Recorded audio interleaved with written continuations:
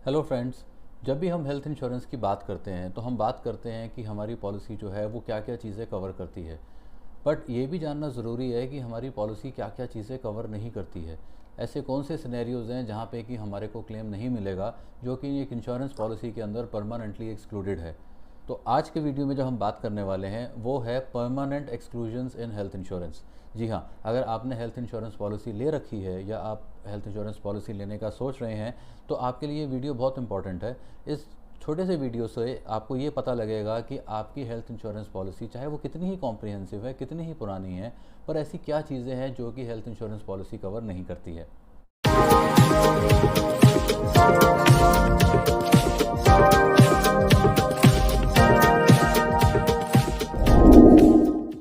Hello friends, आज जो लोग हमारे साथ पहली बार जुड़ रहे हैं तो उनके लिए मैं एक बार बता देता हूँ। My name is Sumit Sabharwal. I have 20+ years of work experience in insurance and financial sector. I have worked with multiple companies like Max Life Insurance, DHF Ultramerica, Luxor, ICICI Housing Finance and American Express. I started my own company and 2 years back और इस YouTube channel के माध्यम से जो है मैं आप लोगों तक जो जेन्युइन एडवाइस है वो लेके आता हूँ पर्टेनिंग टू स्पेशल टॉपिक्स, जहाँ पे कि पब्लिक एट लार्ज को इन्फॉर्मेशन या तो नहीं होती है या मिलने में थोड़ी कठिनाई होती है। तो आज के इस वीडियो में हम देखेंगे कि हेल्थ इंश्योरेंस पॉलिसी में परमानेंट एक्सक्लूजन्स क्या है, जहाँ पे कि हेल्थ इंश्योरेंस कंपनी हमारे को क्लेम नहीं देगी।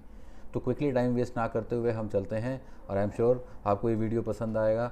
आप इस वीडियो तक अंत तक बने रहिएगा और ये एक छोटा सा वीडियो देखने के बाद आपको पता लग जाएगा कि किन किन सिनेरियोज़ में क्लेम नहीं मिल सकता है।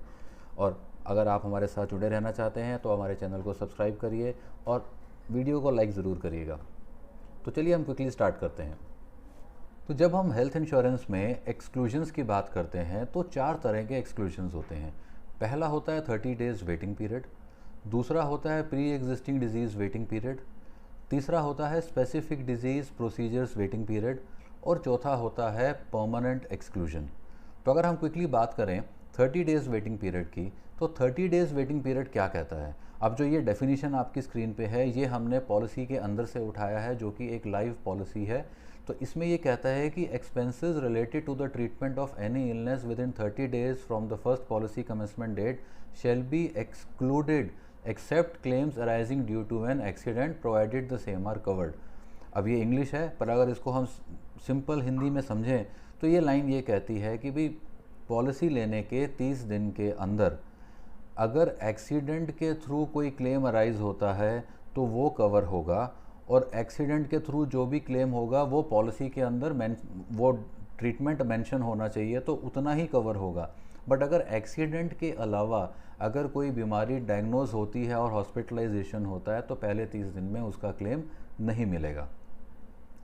दूसरा, अगर लेट से आपने 1 साल के बाद अपना सम एश्योर्ड बढ़ा लिया तो बढ़े हुए सम एश्योर्ड के ऊपर भी 30 डेज़ का वेटिंग पीरियड है। तो ये बात भी ध्यान देने वाली है। तो इसलिए 30 डेज़ वेटिंग पीरियड, तो अगर आपने अभी पॉलिसी ली है तो 30 डेज़ का वेटिंग पीरियड इसके अंदर लग चुका है।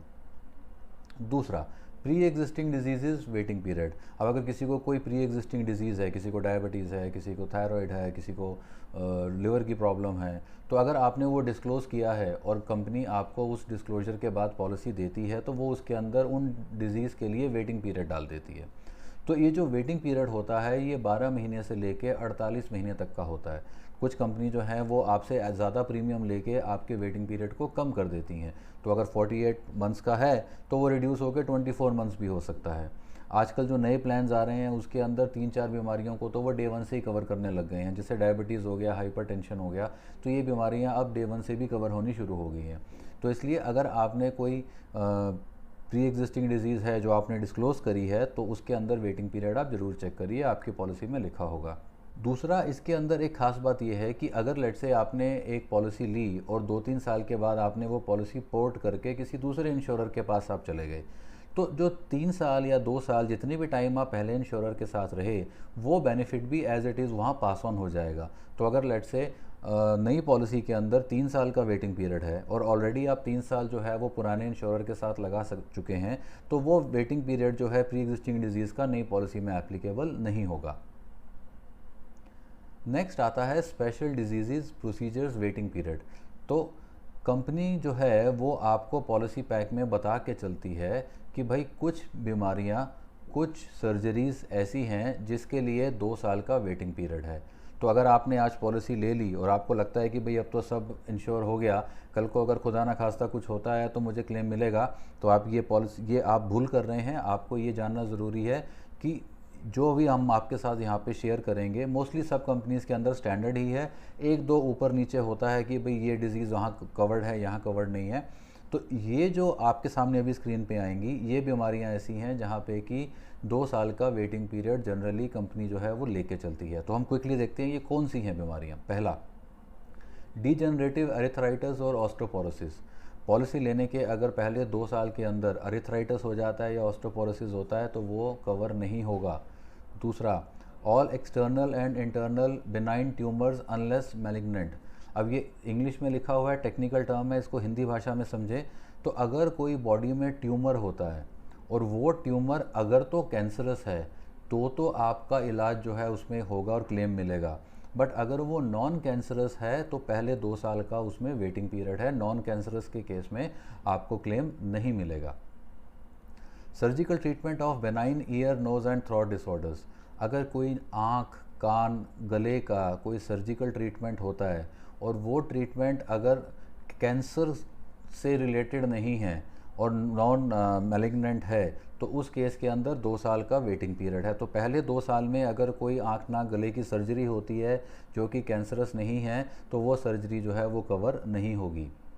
Next, spinal disorder, gout unless accidental. तो इसका मतलब क्या है कि अगर कोई स्पाइन में डिसऑर्डर होता है या गाउट की प्रॉब्लम है वो 2 साल में पहले कवर नहीं होगी, अनलेस अगर स्पाइनल डिसऑर्डर किसी एक्सीडेंट का केस है। तो अगर एक्सीडेंट में अगर स्पाइन में चोट लगती है तो वहाँ पे क्लेम मिलेगा। बट अगर आप पॉलिसी लेते हैं और पहले 2 साल में स्पाइन में कुछ प्रॉब्लम हो जाती है जो कि एक्सीडेंटल नहीं है, डीजनरेटिव है, तो उस केस के अंदर पहले 2 साल में क्लेम नहीं मिलेगा। नेक्स्ट देखते हैं, calculi in urinary system, bladder, bile duct unless malignant. तो यहाँ पे भी ये बोलता है कि भाई अगर आपको कैंसरस कोई यूरिनरी ब्लैडर में प्रॉब्लम है तो वो कवर हो जाएगी, बट अगर नॉन कैंसरस है तो 2 साल का वेटिंग पीरियड है। नेक्स्ट, जॉइंट रिप्लेसमेंट, नी सर्जरीज अनलेस एक्सीडेंट। बड़ा क्लियर है, कोई जॉइंट रिप्लेसमेंट, नी सर्जरी अगर एक्सीडेंट के थ्रू है तो पहले 2 साल में कवर्ड है, बट अगर वो एक्सीडेंट नहीं है तो पहले 2 साल का उसमें वेटिंग पीरियड है। Next, varicose veins and ulcers. तो अगर जो किसी को वेरिकोज वेन्स और अल्सर्स हैं तो उसमें भी 2 साल का वेटिंग पीरियड है। Next, cataract and age related I element. Cataract यानी आँख की अगर वो मोतिया की प्रॉब्लम है तो उसमें 2 साल का वेटिंग पीरियड है। जेनेटिक डिसऑर्डर्स हैं तो उसमें 2 साल का वेटिंग पीरियड है। फिशर, हीमोरॉइड्स, पाइल्स, अल्सर, 2 साल का वेटिंग पीरियड है। Fibroids of uterus, hysterectomy unless malignant. यहाँ भी वही आ गया कि भाई अगर कैंसर की प्रॉब्लम है तो आपको क्लेम मिलेगा, बट अगर कैंसरस नहीं है तो 2 साल का वेटिंग पीरियड है। Genito urinary system surgery except malignancy. तो यहाँ पे भी वही बात है कि भाई अगर कैंसरस कुछ प्रॉब्लम होती है तो कवर है तो आपको मिलेगा, अदरवाइज नहीं मिलेगा पहले 2 साल तक। Dementia, epilepsy, dystonia, Parkinson disease, तो ये भी जो हैं पहले 2 साल के अंदर कवर्ड नहीं है। तो आप देखेंगे आपके पॉलिसी के अंदर भी ऐसे ही जो है लिस्ट ऑफ डिजीज़ दे रखी होंगी, और मोटा मोटा ये जो डिजीज़ हैं हर कंपनीज़ के अंदर सेम ही है, एक दो इधर उधर का फ़र्क होता है। आप ये समझ लीजिए कि अगर आपने पॉलिसी अभी ली है और इनमें से अगर कोई प्रॉब्लम होती है और जो कैंसरस नहीं है या एक्सीडेंटल नहीं है तो पहले 2 साल में क्लेम नहीं मिलेगा। लास्ट एक और आता है, वो है all types of hernia and hydroceles. अब हर्निया की प्रॉब्लम भी कवर कर दी, और एक और आ गया है जो रह गया था, वो है immune system disease like multiple sclerosis. तो आप देखेंगे मोटा मोटा इन बीमारियों के अंदर अगर कैंसर नहीं है तो 2 साल का वेटिंग पीरियड है। नेक्स्ट हम बात करते हैं जो सबसे इम्पॉर्टेंट है, वो आता है परमानेंट एक्सक्लूजन। अब अगर आपने कोई भी पॉलिसी ले रखी है और वो पॉलिसी चाहे कितनी ही कॉम्प्रिहेंसिव है, कितना ही बड़ा सम एश्योर्ड है, बट परमानेंट एक्सक्लूजन आपकी पॉलिसी के अंदर भी एप्लीकेबल है। तो अगर हम क्विकली देखें कि परमानेंट एक्सक्लूजन में क्या आता है, तो अब हम एक एक करके इन चीज़ों को देखेंगे। पहला, हज़ार्डस एंड एडवेंचर स्पोर्ट्स। अगर आपको कोई एक्सीडेंटल प्रॉब्लम होती है, वो भी इस वजह से कि आप कोई एडवेंचरस स्पोर्ट्स में पार्टिसिपेट करते हैं एज ए प्रोफेशनल और सेमी प्रोफेशनल, तो उस केस के अंदर आपको क्लेम नहीं मिलेगा इंजरी में। तो ये आप ध्यान में रखिए बात को। दूसरा, इन्वेस्टिगेशन एंड इवैल्यूएशन। अब अगर लेट से मेरे को लगता है कि यार मुझे कुछ प्रॉब्लम है, घबराहट हो रही है और मैं जाके हॉस्पिटल में एडमिट हो जाता हूँ और वहाँ पे डॉक्टर भी जो है एक दिन रखते हैं, पूरे सारे टेस्ट कर देते हैं, निकलता कुछ भी नहीं है, तो उस केस में आपको क्लेम नहीं मिलेगा। सो इन्वेस्टिगेशन और इवैल्यूएशन का क्लेम नहीं मिलता। नेक्स्ट, अगर अल्कोहलिज्म, ड्रग और सब्सटेंस अब्यूज़ है तो उस केस के अंदर क्लेम नहीं मिलेगा, चाहे आपकी कितनी ही पुरानी पॉलिसी या कितनी ही कॉम्प्रिहेंसिव पॉलिसी क्यों ना हो। नेक्स्ट, हार्मोनल रिप्लेसमेंट थेरेपी जो है वो आउट है, परमानेंट एक्सक्लूजन है। Next, dental oral treatment unless accident, तो अगर एक्सीडेंट में कोई डेंटल प्रॉब्लम आता है तो कवर होता है, बट अदरवाइज़ अगर आप डेंटल ट्रीटमेंट लेते हैं तो मोस्टली जितनी भी पॉलिसीज़ अभी हैं मार्केट में उसमें वो एक्सक्लूडेड है, उसका क्लेम नहीं मिलता। नेक्स्ट, ब्रीच ऑफ लॉ, ये भी बड़ा इंपॉर्टेंट है। अगर कोई आपको इंजरी या चोट ब्रीच ऑफ लॉ यानी कि कुछ गलत काम कर जो कि इलीगल है या किसी लॉ के उसमें गलत है, वो करते हुए अगर आपको कोई इंजरी होती है तो कंपनी आपको क्लेम नहीं देगी।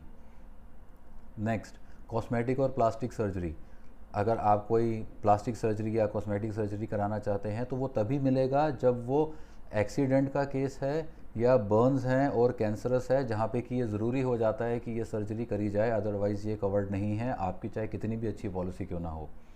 Next, change of gender treatment is permanently excluded. Rest, cure, rehabilitation and respite care, अगर आप रेस्ट करने के लिए, रिहैबिलिटेशन के लिए, कुछ वेलनेस प्रोग्राम के लिए एडमिट होते हैं तो वो कवर नहीं होता है। Obesity and weight control, so her company में मोस्टली जो है ओबेसिटी और वेट कंट्रोल, अगर कोई एक डिज़ीज़ हो चुकी है जिसको ठीक करने के लिए आपको वेट कंट्रोल या ओबेसिटी को कंट्रोल करना है तो ये ट्रीटमेंट कवर होता है, बट अदरवाइज़ अगर आप अपने उससे चले जाते हैं तो ये नहीं कवर होगा। आपको ये भी ध्यान रखना है कि इसमें बीएमआई होता है कि भाई इतने बीएमआई के नीचे अगर आप ये ट्रीटमेंट लेते हैं तो वो कवर्ड नहीं है, इस बीएमआई के ऊपर अगर वो कोई ट्रीटमेंट होता है तो शायद वो कवर हो, तो ये आपको चेक करना ज़रूरी है। नेक्स्ट, एक्सक्लूडेड प्रोवाइडर्स अब ये बड़ी इंपॉर्टेंट बात है।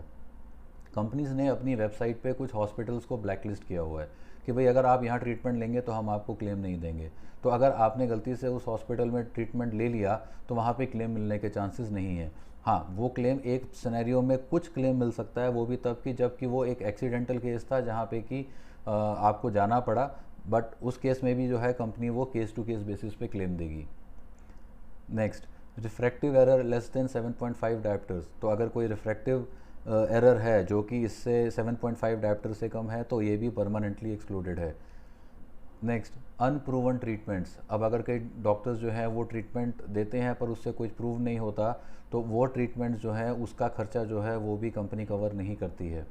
स्टेरिलिटी या इनफर्टिलिटी, ये भी कवर नहीं होता है, परमानेंटली एक्सक्लूडेड है।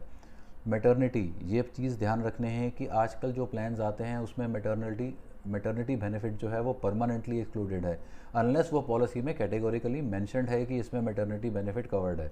तो अगर आपकी पॉलिसी में कहीं मैटरनिटी नहीं लिखा हुआ तो इसका मतलब वो नहीं है, तो आप ये चीज़ को चेक करिएगा। नेक्स्ट, टेकिंग पार्ट और suppose to participate in military, air force, naval operations, तो अगर आप किसी मिलिट्री, नेवल, एयरफोर्स ऑपरेशंस के अंदर पार्टिसिपेट करते हैं और सपोज टू मतलब अगर ये अंदेशा भी होता है तो उस केस में भी क्लेम रिजेक्ट हो जाएगा, परमानेंटली एक्सक्लूजन है। Alopecia, wigs, hair fall treatments permanently excluded होते हैं। Circumcision unless due to illness और एक्सीडेंट, तो सर्कमसिजन जो है वो भी एक्सक्लूडेड है अनलेस एक्सीडेंटल केस है। Next, treatment for mental retardation, mental disability, ये पॉलिसीज़ के अंदर जो है ये परमानेंटली एक्सक्लूडेड होता है, बट कुछ पॉलिसीज़ के अंदर आज की डेट में जो है उन्होंने ये ऐड करना शुरू किया है, तो आप इसको ज़रूर चेक करिए। अगर फैमिली में किसी को ऐसी प्रॉब्लम है तो ये आप चेक करके लीजिए कहीं ये परमानेंटली एक्सक्लूडेड ना हो।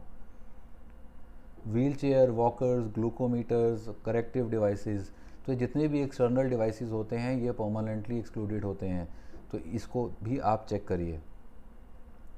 रूटीन आई और year examination, denture, artificial teeth, alcoholism, drug और सब्सटेंस अब्यूज़, अगर कोई ड्रग अब्यूज़ करता है या सब्सटेंस अब्यूज़ करता है तो ये चीज़ें भी परमानेंटली एक्सक्लूडेड होती हैं। Expenses incurred for artificial life management in brain dead और वेजिटेटिव स्टेट, अब अगर डॉक्टर्स ने बोल दिया कि भाई ब्रेन डेड स्टेट है या वेजिटेटिव स्टेट है तो अगर आप डिसीजन लेते हैं कि नहीं हम इन्हें फिर भी रखना चाहते हैं तो कंपनी उस केस में क्लेम नहीं देगी।